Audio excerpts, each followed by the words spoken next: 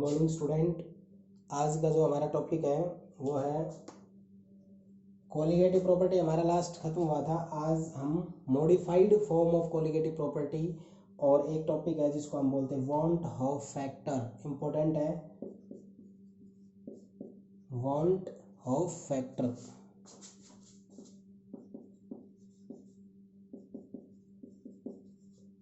Want Hoff factor हम आपको बताएंगे। कुछ भी नहीं है, छोटा सा टॉपिक है, बट मॉडिफाइड फॉर्म कैसे है वो बताना है। आइटा से डिनोट करते हैं इसको। किसी डिनोट करते हैं? आइटा। सुना होगा कॉम्प्लेक्स नंबर में आइटा, वो वहाँ पर इमेजिनरी नंबर होता है, यहाँ पर ये क्या होता है? Iota notation only. ठीक है, क्या होता है? It is the ratio of normal molar mass. किस किस का ratio? Normal molar mass, observed molar मास।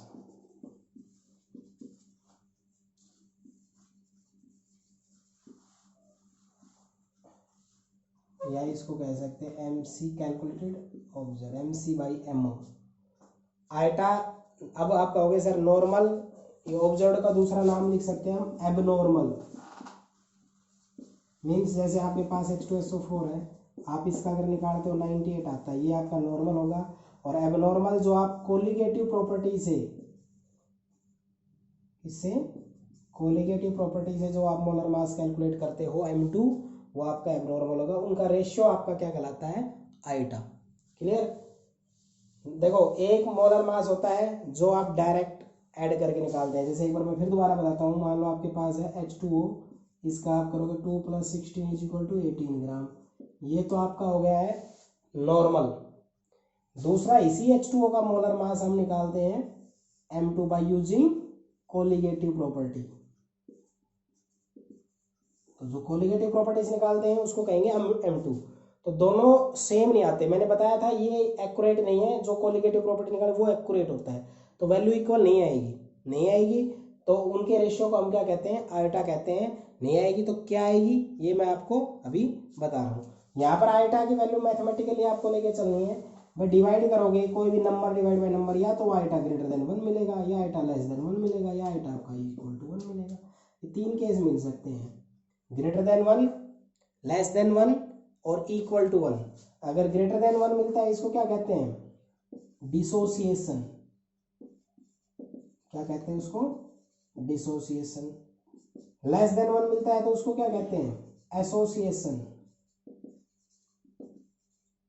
और इसमें कहते हैं नाइदर एसोसिएशन नॉर डिसोसिएशन। यानी कि जब आप इनको डिवाइड करोगे तो आइटा जब 1 होगा तो उस केस में हमारे पास ये दोनों के दोनों मास इक्वल होंगे, तभी तो 1 होगा। तो या तो ये वैल्यू ज्यादा कम होगी तो एक बार >1 वैल्यू आ जाएगी, या <1 आ जाएगी, या =1 आ जाएगी। >1 हो तो डिसोसिएशन बोलते हैं, मीन्स आयंस में टूटेगा। और <1 होगा तो उसको हम एसोसिएशन कहते हैं। क्लियर? यहाँ पर जो आपके पास आइटा है, इसको आप एक दूसरी डेफिनेशन के तौर पे भी और देख सकते हो। आइटा को हम एक और वैल्यू से भी रिप्रेजेंट कर सकते हैं, और वो वैल्यू क्या होती है आपकी? Observed value of colligative property. Observed value of colligative property divided by, observe है तो दूसरी क्या होनी चाहिए आपके पास? Normal value of colligative property. Value of colligative property means दो, एक तो होता है हमें न्यूमेरिकल में गिवन, वही एक हम न्यूमेरिकल से कैलकुलेट करेंगे। तो वो दोनों का रेशियो भी आपका क्या कहलाता है? आइटा कहलाता है। क्लियर?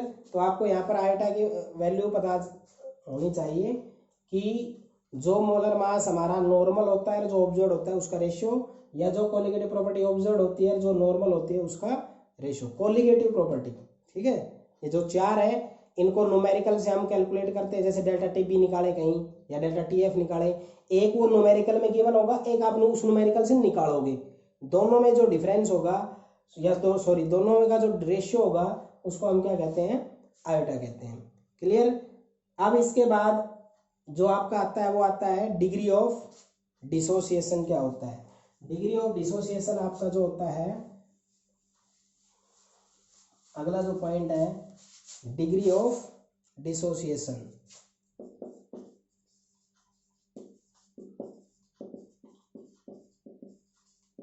ये क्या होता है? Number of moles dissociated divided by total number of moles. जैसे एग्जांपल के तौर पे हमारे पास KCl है, ये टूट कर K पॉजिटिव और Cl नेगेटिव में बढ़ा है, ठीक है। तो ये पहले कितना था 1 मोल, डिसोसिएट होने के बाद कितना हो गया 1/1 2 मोल। तो जो आपके पास degree of dissociation means alpha बोलते हैं हम उसको, ये किसके बराबर हो गया हमारे पास? यहाँ पर चलो इसको अगर हम यहाँ से निकाले हैं तो यहाँ क्या रखें? नंबर ऑफ मोल डिसोसिएटेड कितने हो गए 2, नंबर ऑफ मोल टोटल 1। तो ये एक प्रकार से हमारे पास ये क्या हो गया? नंबर ऑफ मोल्स जो डिसोसिएट होके आए हैं वो हो गए हैं 2। तो कैसे डिसोसिएट करके निकालना है? जैसे अपने पास K2SO4 है तो ये कितना हो जाएगा 2K positive plus SO4 2 negative, 2 और 1 3 हो गए मोल। आपके पास NaCl है, इसके 2। तो इस तरह से कोई भी आयनिक कंपाउंड होगा, उस आयनिक कंपाउंड को अगर आप आयन्स में तोड़ के चेक कर लो कितने आयन्स हैं। अगर वो आयन्स है 2 तो आइटा आपका 2 हो जाएगा, है 1 तो आपका 1 हो जाएगा, ठीक है। जितने नंबर ऑफ आयन्स उतने ही नंबर ऑफ मोल्स हो गए आइटा। तो बस आपको ये बात ध्यान रखनी है कि जब ये आयन्स में टूटते हैं तो वो आयन्स बढ़ते हैं, तो आइटा की वैल्यू 1 से ज़्यादा आएगी। तो 1 से ज़्यादा भी इसलिए है क्योंकि डिसोसिएशन की बात कर रहे हैं। डिसोसिएशन कब होता है? जब आपका आइटा ग्रेटर देन 1 हो।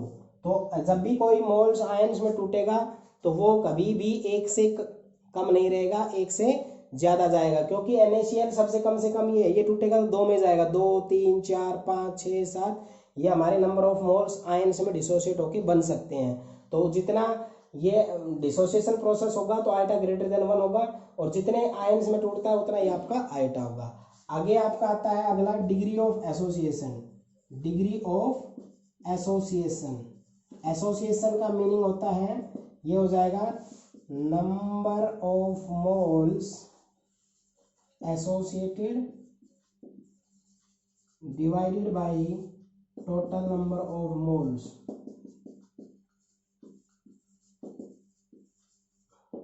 Total number of moles. तो एसोसिएशन कैसे आप बताओगे? एसोसिएशन आप बताओगे कि मान लो एक मॉलिक्यूल लेके चल रहा हूँ C6H5COOH, इसको बोलते हैं बेंजोइक एसिड। क्या बोलते हैं? Benzoic acid. इसके 2 मोल मैं यूज कर रहा हूँ, ये एसोसिएट हो जाएगा C6H5 तो एसोसिएट हो जाएगा। तो आप कैसे दिखाओगे 2 को, यानी 2 थे ये 1 बन गया। तो आपके पास क्या आएगा? Total number of moles associated, total number of mole associated, associate होके कितना हो गया ये 1, यहाँ पर कितना है 1 ही तो है, और पहले कितने थे 2। तो जो ये आएगा ये वैल्यू हमेशा क्या आएगी? लेस देन 1, क्योंकि एसोसिएशन में आइटा की वैल्यू 1 से कम होगी। और जब आपके पास आइटा 1 हो उस केस को यहाँ स्टडी नहीं किया जाता, क्योंकि उस केस में तो ना तो एसोसिएशन हो रहा होता है ना डिसोसिएशन हो रहा होता है। तो सिंपल सा एक पॉइंट समझो, डिग्री ऑफ डिसोसिएशन क्या होता है? Number of mole dissociated, total number of moles. Degree of association क्या होता है? Number of mole associated, total number of moles. Dissociation में ये वैल्यू ज्यादा होती है आयन में, जैसे आपके पास NaCl होता तो ये क्या होता आपका Na positive plus Cl negative, तो ये 2 मोल हो गए हैं और ये 1 है तो ये ज्यादा हो गया तो आइटा से। और एसोसिएशन में, एसोसिएशन सोचो कोई एसोसिएशन बनानी है तो 2 कैंडिडेट है तो 2 मिलेंगे तभी तो एसोसिएशन बनेगी, 2 मिले 4 मिले 5 मिले, ऐसा थोड़ी है कि कोई एक एसोसिएशन बना रहे हैं उसमें एक ही कैंडिडेट है, या एक एसोसिएशन बनाई उसमें 10 कैंडिडेट है, एसोसिएशन बनाने के बाद उसमें एक कैंडिडेट बचा, तो एसोसिएशन नहीं होगी वो। एसोसिएशन का मतलब होता है इकट्ठा होना। तो जितने भी मोल्स हैं, जैसे ये 2 मोल्स थे वो इकट्ठे हो गए तो क्या बन गया? एक यूनिटी बन गई, एक प्रकार से सिंगल मोल बन गया उसका। तो याद रखना एसोसिएशन के केस में आइटा की वैल्यू लेस देन 1 होती है, और डिसोसिएशन के केस में आइटा की वैल्यू ग्रेटर देन 1 होती है, याद रख लोगे। और इनको जो आपके पास डिग्री ऑफ एसोसिएशन डिसोसिएशन को रिप्रेजेंट करने के लिए हम अल्फा का इस्तेमाल करेंगे। और आपके पास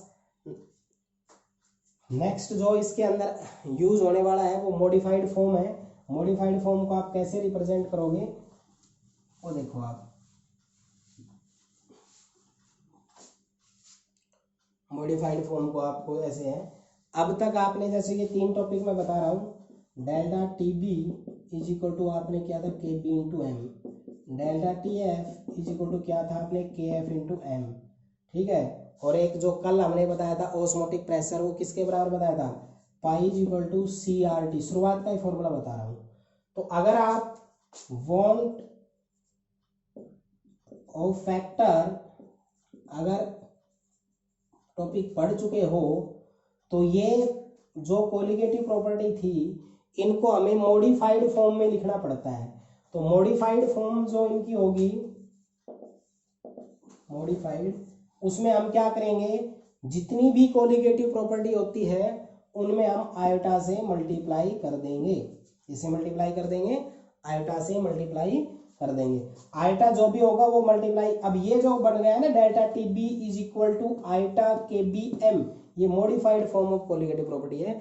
तो न्यूमेरिकल में ये भी यूज होती है और ये विदाउट आयोटा भी यूज होती है। कब कौन यूज होती है वो अब आज मैं न्यूमेरिकल करवाऊंगा, उनमें इनकी क्लियरिटी हो जाएगी। Clear.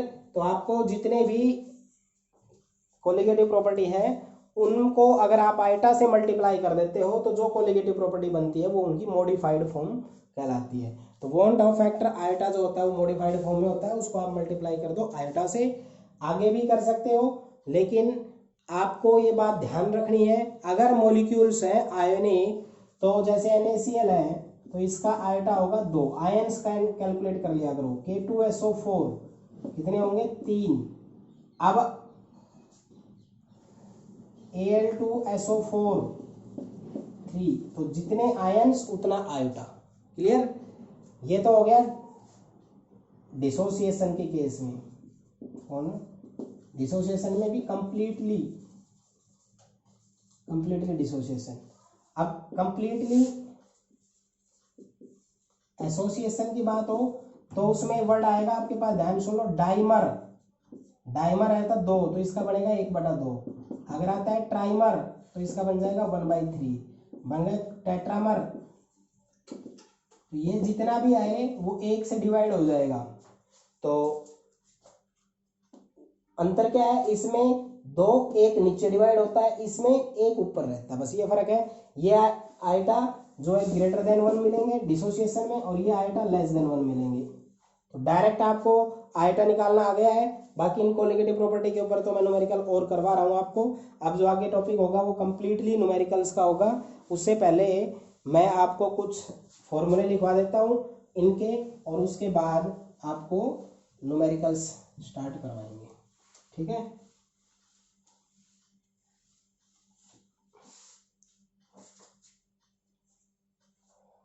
Delta T B is equal to K B into M, delta T B is equal to K B W2 M2 into 1000 divided by W1, या delta T B is equal to iota K B W2 M2 1000 by W1, ठीक है। Delta T B को आप क्या कहोगे, T B minus T B 0। Clear. इनमें ये formula आता है यहाँ पर, this is elevation in boiling point kelvin, इसको क्या बोलते हैं, elevation in boiling points. Unit किस में आएगी, केल्विन में। ये क्या हो जाएगा, बॉइलिंग पॉइंट ऑफ सॉल्यूशन, ये क्या हो जाएगा, बॉइलिंग पॉइंट्स ऑफ सॉल्वेंट। दोनों किस में मिलेंगे, केल्विन के अंदर। हर नोटेशन का और यूनिट का पता होना चाहिए। इसकी बात करेंगे delta T B, delta T B तो यही होगा iota, iota van't Hoff factor, unitless होता है ये। केबी होता है मोलर एलिवेशन कांस्टेंट। क्लियर। यहाँ पर 1000 कांस्टेंट टर्म, W2 M2 और W1 तीनों मास है। अब 2 की बात करते हैं तो ये सोल्यूट का होता है और M2 हो जाएगा तो ये मोलर मास सोल्यूट का हो गया। और अगर हम बात करते हैं W1 की तो ये मास किसका हो गया, सॉल्वेंट का हो गया। ठीक है, 2 का मतलब सोल्यूट और 1 का मतलब सॉल्वेंट। तो ये mass W mass M molar mass, तो mass of solute, molar mass of solute, mass of solvent. Clear. अब यहाँ बात करते हैं elevation in boiling point. Molar elevation constant की जो यूनिट होती है वो होती है kelvin kilogram mole inverse. W2 M2 W1 same. Delta T B elevation in boiling point, molar elevation constant M होता है मोललिटी, डायरेक्ट मोललिटी, या फिर ये फॉर्मूले में लिख दिया मैंने मोललिटी को। ठीक है, तो ये हमारे पास मैंने सारे फॉर्मूले के बाद न्यूमेरिकल जो आएंगे उसके ऊपर जो भी यूनिट या फॉर्मूला तो वो बताया। अब मैं दूसरा बता देता हूं आपको। दूसरा होता है delta T F is equal to K F into M.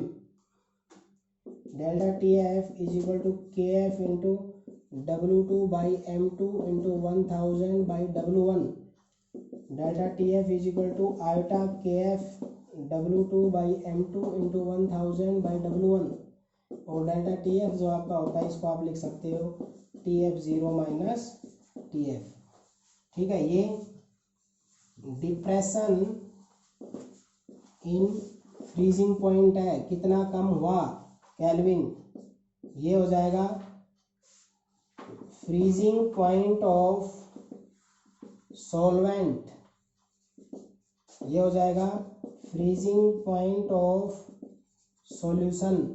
तीनों के तीनों केल्विन में होंगे, तीनों के तीनों किस में होंगे, केल्विन में होंगे। डेल्टा टी एफ फिर वही depression freezing point, depression freezing point, depression freezing point, तो ये चारों टर्म हो गई, केल्विन में होगा। अब यहाँ पर आया है आयोटा, आयोटा पीछे जो था वही आया है, वांट ऑफ फैक्टर। याद रखना आयोटा की वैल्यू जो होती है वो greater than 1 for dissociation. Ionic compound अगर डिसोसिएट हो रहा है तो आयोटा 1 से ज्यादा आएगा, और अगर एसोसिएट हो रहा है तो आयोटा की वैल्यू 1 से कम आएगी। W2 M2 W1 ये जो 3 केस आए यहाँ पर, ये तीनों हर बार सेम रहेंगे। W2 mass, M2 molar mass of solute, W1 mass of solvent.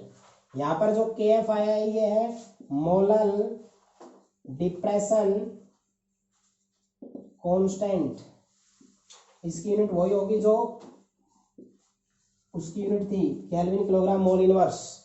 ये सेम, ये सेम, ये मोललिटी, मोललिटी को ये लिख दिया है। मोललिटी क्या होते हैं, मोलल, यूनिट क्या होती है, मोलल। इन टर्म को याद रखोगे आप। इसके बाद जो आपका आता है वो आता है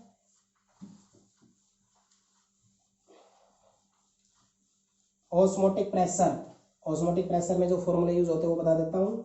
पाई is equal to CRT, pi is equal to N2 by VRT, pi is equal to pi V is equal to W2 by M2 RT। M2 अगर आप यहाँ से निकालते हो तो W2 RT by pi into V, या फिर इसी को आगे लिखना चाहो तो pi is equal to iota into CRT multiply by iota. इन टर्म के बारे में बताते हैं। पाई जो है उसको कहते हैं osmotic pressure. Osmotic pressure unit क्या हो सकती है, atmosphere, bar, torr, mm of Hg, ये 4 यूनिट हो सकती है आपकी प्रेशर की। ठीक है, iota same, want Hoff factor. C क्या होती है, कंसंट्रेशन। कंसंट्रेशन मतलब number of moles, moles of solute होता है एक प्रकार, number of moles per unit volume होता है। तो कंसंट्रेशन यूनिट क्या होती है, मोल पर लीटर एक्चुअली यूनिट होती है। ठीक है, C concentration. R gas constant. सारे बच्चे अच्छे से ध्यान रखें, गैस कांस्टेंट की वैल्यू कुछ फिक्स होती है, वो मैं बताता हूँ। R की वैल्यू, पहली R की वैल्यू ये R बराबर 0.0821 लीटर एटमॉस्फेयर पर केल्विन पर मोल। ये वैल्यू आप तब यूज करोगे जब आपका प्रेशर एटमॉस्फेयर में होगा। अगर एटमॉस्फेयर में है तो R की वैल्यू ये यूज करोगे। दूसरा, R की जो वैल्यू है वो हो जाएगी 0.083 लीटर बार केल्विन इनवर्स मोल इनवर्स। ये आप जब यूज करोगे ये वैल्यू, जब आपके पास प्रेशर किसमें हो, बार में हो, प्रेशर को देखना है। तीसरी जो वैल्यू है वो है R बराबर 8.314 जूल पर केल्विन पर मोल। जूल या mmHg में हो तो आप ये यूज करोगे। फोर्थ आपका हो जाएगा R बराबर 8.314 10 की पावर 3। अगर ये पास्कल में हो तो पास्कल में आ जाएगी। ये यूनिट जब प्रेशर आपका पास्कल में हो तब यूज होगी। ये 4 R की वैल्यू यूज करनी है।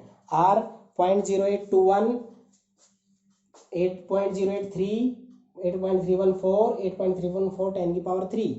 ये वैल्यू कैसे कैसे अलग अलग होती है, जैसे जैसे प्रेशर यूनिट अलग अलग होती है वैसे ये वैल्यू अलग होती है। एटमॉस्फेयर में हो तो ये यूज करो, बार में है तो ये यूज करो, जूल में हो तो ये यूज करो, और पास्कल में हो तो ये यूज करो। अब टॉर और mmHg एक ही बात होती है। क्लियर।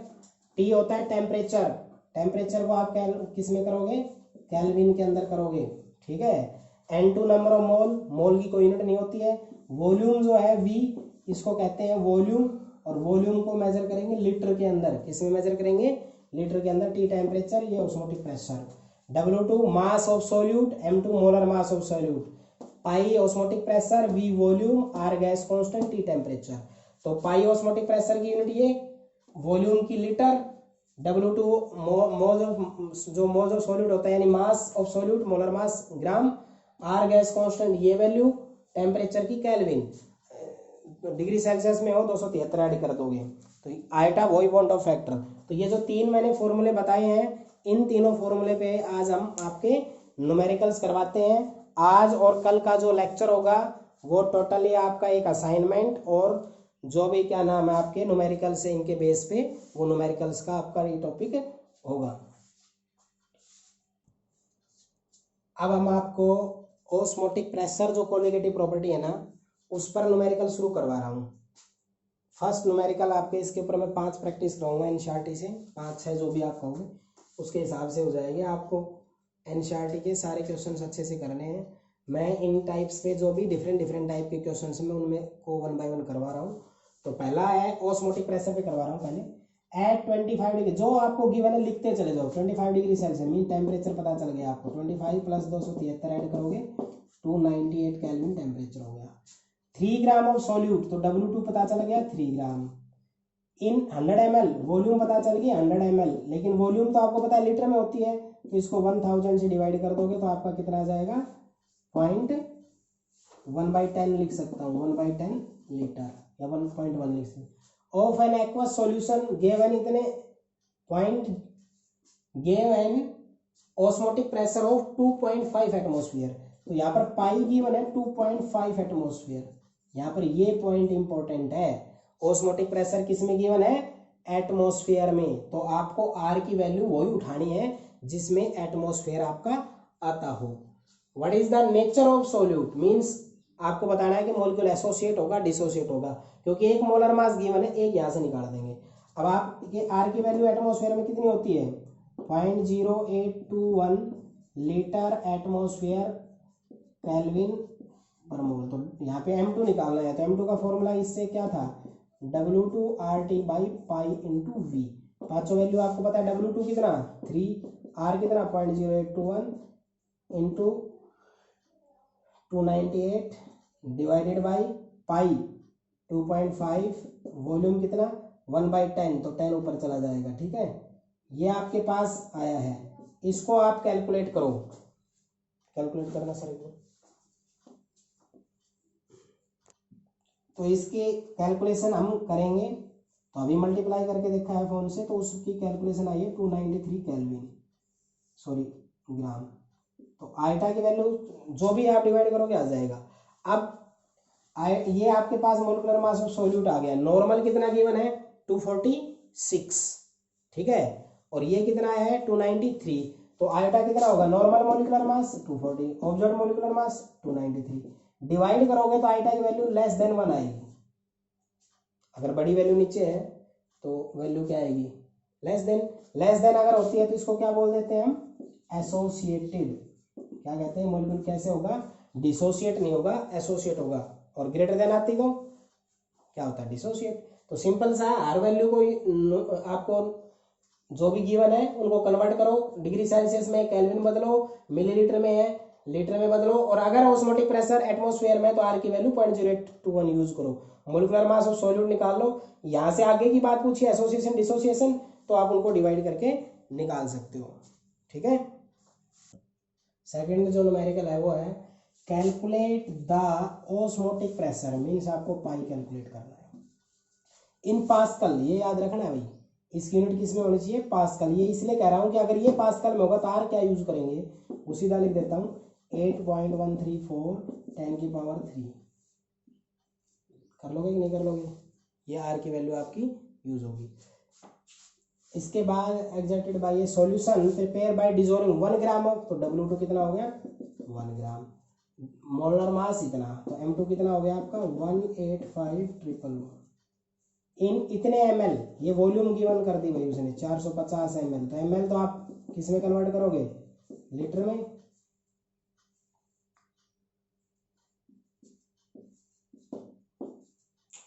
एट 30 डिग्री, तो टेम्परेचर कितना 30 डिग्री सेल्सियस प्लस 273 कितना हो जाएगा 300 केल्विन।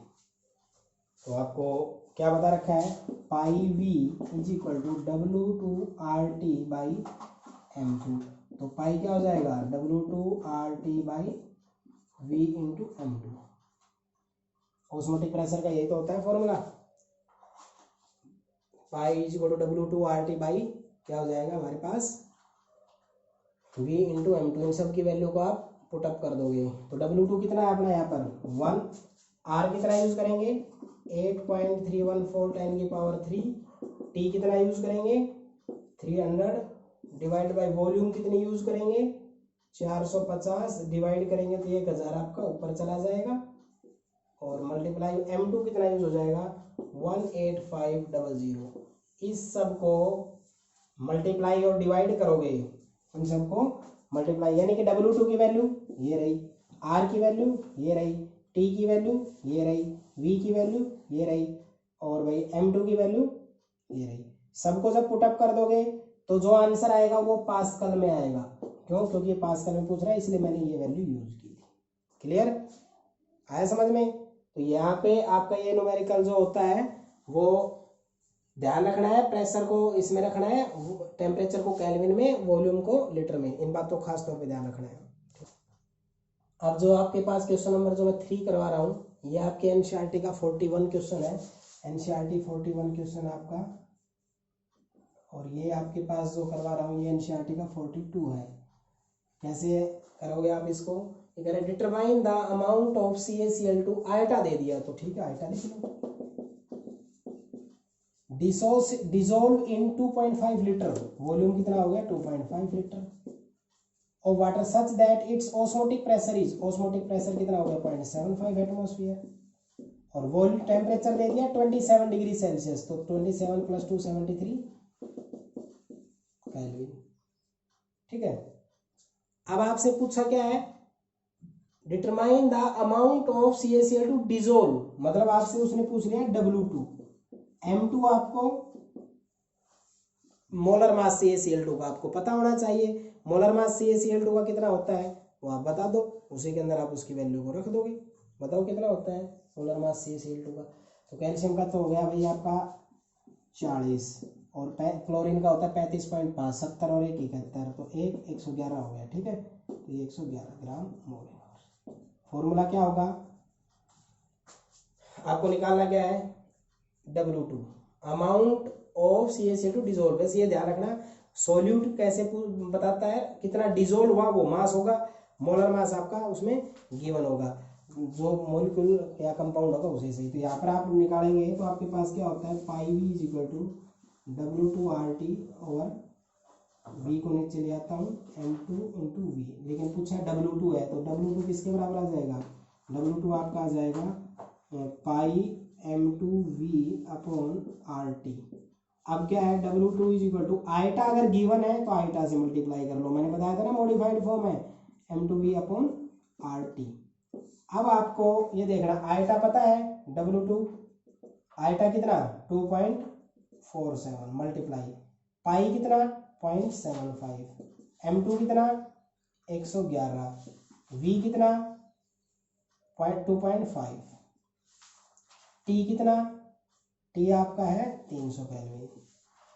और भाई आर कितना, आर आपको देखना है ऑस्मोटिक प्रेशर की यूनिट किस में है, एटमॉस्फेयर में, तो आर कितना यूज होगा 0.0821 litre atmosphere kelvin inverse mole inverse. ठीक है, तो ये आपका 0.0821 हो जाएगा।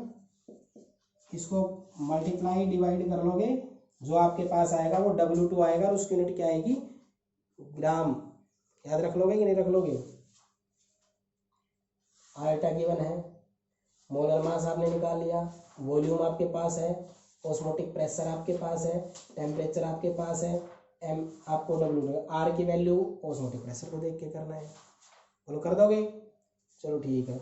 नेक्स्ट जो है इसका, इसमें है डिटरमाइन द ऑस्मोटिक प्रेशर, आपको पाई निकालना है of a solution prepared by dissolving 25 milligram. तो W2 कितना हो गया 25 मिलीग्राम, मिलीग्राम के ग्राम बना लो 10⁻³ ग्राम। Clear. Of K2SO4 in 2 litre, तो इसमें आपकी वॉल्यूम कितनी गिवन है 2 लीटर, तीनों दे दिए। वाटर है 25 डिग्री सेल्सियस, तो कितना हो जाएगा 298 केल्विन, 273 ऐड कर दोगे। अज्यूमिंग दैट कंप्लीटली डिसोसिएटेड, सारे बच्चे ध्यान सुन लो, एक पॉइंट बता रहा हूं। जब आपको ये कहा जाता है कि भैया आपका जो सॉल्यूशन है वो उसमें नहीं, जो कोलिगेटिव प्रॉपर्टी है उसमें हम आइटा कब मल्टीप्लाई करें कब नहीं करें, जब आपका ऐसे गिवन हो जब मल्टीप्लाई करना, या ये कह दिया हो एज्यूमिंग कंप्लीटली डिसोसिएटेड तब करना होता है, और केस में नहीं करना होता। तो एज्यूम हो गया तो आइटा कितना हो जाएगा K2SO4 के लिए क्या होगा, ये जब आयन में टूटेगा तो 2K positive plus SO4 negative, तो कितना वैल्यू हुई आइटा की 3, तो आइटा हमारे पास कितना हो गया 3। ठीक है, तो ऑस्मोटिक प्रेशर आपको कैलकुलेट करना है, जिसमें भी करोगे आर अगर आप 0.0821 litre atmosphere kelvin inverse mole inverse ये करोगे, तो जो हमारा पाई है वो किस में आ जाएगा एटमॉस्फेयर में। तो आपको फॉर्मूला हो जाएगा पाई V = W2/m2 RT। तो आप पाई निकालोगे तो क्या हो जाएगा W2 RT/V × m2। आप सबकी वैल्यू पुटअप कर दो, W2 कितना 25 × 10⁻³ 8 कितना 0.0, आर की वैल्यू 0.0821, टी कितना 298 डिवाइडेड बाई वी कितना वॉल्यूम 2 लीटर, m2 कितना मोलर मास K2SO4 का निकाल दो, K2SO4 का निकालेंगे तो कितना हो जाएगा K2SO4, तो ये तो होता है 39 मल्टीप्लाई बाई 2 प्लस 32 प्लस 16 64।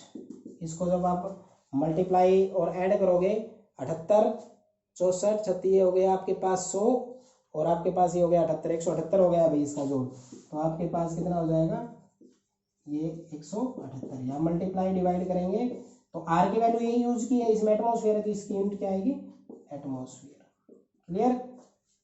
यहाँ पे एक नया पॉइंट आया है, आयोटा कब मल्टीप्लाई करें कब नहीं करें। इस न्यूमेरिकल में जैसे उसने दे रखा था, नहीं देता है तो वो ये वर्ड देके जाएगा assuming that it completely ionized या dissociated, तो जितने आयन हो उस सॉल्यूशन के उतना ही आपका क्या हो जाएगा आयोटा। कर लोगे कि नहीं कर लोगे। नेक्स्ट न्यूमेरिकल, 5th न्यूमेरिकल है calculate the mass of NaCl, तो W2 पूछा है आपसे। M2 NaCl के लिए कितना होगा भाई, इसके लिए तो होता है 23 और इसके लिए होता है 35.5, तो ये हो जाएगा 58.5 ग्राम मोल इनवर्स। ठीक है, 2 litre volume 2 litre water such that it osmotic pressure is 1 atmosphere, तो इसका पाई कितना हो गया 1 एटमॉस्फेरिक प्रेशर, तो ये आर कितना हो गया, ये आता है 0.0821 litre atmosphere kelvin inverse mole inverse. ठीक है, आज 25 डिग्री सेल्सियस, तो कितना हो जाएगा 273 प्लस 25 बराबर 298 kelvin. Assuming to be completely dissociated, तो आयोटा निकालना है, तो NaCl आयनिक है तो आयोटा कितना होगा NaCl के लिए ऐसे होगा NaCl = Na positive plus Cl negative, 1 1 2, तो 2 आयन है तो आयोटा भी 2 ही होगा। तो आपको क्या निकालना है W2 निकालना है, तो क्या हो जाएगा पाई V = W2 RT/m2, और नीचे आ गया आपका V, और आपको आयोटा से मल्टीप्लाई करना पड़ेगा क्योंकि आयोटा हमें पास गिवन है ये कंडीशन। W2 कितना W2 निकालना है यहाँ पे, तो आप इस W2 में कन्वर्ट कर लो ना इसको, W2 = ये हो जाएगा पाई m2V upon eta R T, तो पाई कितना, पाई आपके पास 1, M2 कितना 58.5, V कितना 2 divided by eta 2, R 0.0821, T कितना 298 केल्विन, मल्टीप्लाई डिवाइड करेंगे तो आपके पास आ जाएगा W2 ग्राम में अंदर ये वैल्यू आ जाएगी। सिंपल सा है। प्रेशर को ध्यान रख के R डिसाइड करना होता है, टेम्परेचर को आपको हमेशा केल्विन में रखना है, वॉल्यूम को हमेशा लीटर में रखना है, और अज्यूम टू भी कंप्लीटली डिसोसिएटेड दे दे तो आइटा से मल्टीप्लाई करना है या सीधा आइटा दे देगा। यहाँ से ऑस्मोटिक प्रेशर के न्यूमेरिकल आपके खत्म होते हैं। अब नेक्स्ट जो वीडियो होगा उसमें आपके डिप्रेशन, फ्रीजिंग पॉइंट और एलिवेशन पे कुछ न्यूमेरिकल होंगे और एक असाइनमेंट का सॉल्यूशन होगा। ओके, आज का लेक्चर यहीं तक है।